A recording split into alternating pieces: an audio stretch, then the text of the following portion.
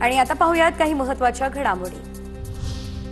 राज्यात ओला दुष्काळ जाहीर करण्याची गरज, 50,000 हेक्टरी मदत जाहीर केली पाहिजे। शेतकऱ्यांसाठी तातडीने मदतीची अपेक्षा, विजय वडेट्टीवार यांची ही मागणी।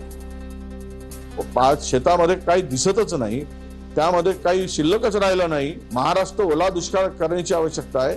हेक्टरी 50,000 रुपये मदतीची आवश्यकता आहे आणि सरकार मात्र सुस्तपणे व तमाशा पाहत आहे।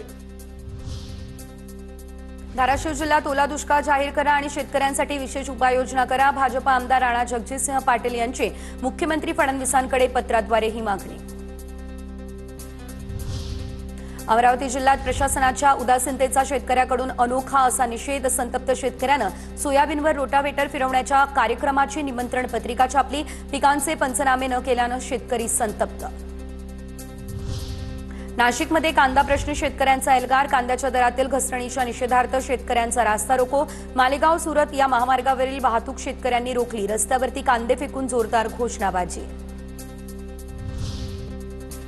ईपीएफओ कडून पासबुक लाईट फीचर उपलब्ध, तर पासबुक थेट आता पोर्टलवरती पाहता येणार। एकाच क्लिकवरती एकाच लॉगिनद्वारे खात्याची सर्व माहिती मिळणार। झोपडपट्टी पुनर्वसनात मिळालेले घर 5 वर्षांमध्ये विकल्यास लाभार्थ्यांकडून घराचा ताबा काढून घ्या। हायकोर्टाचे एसआरएला आदेश।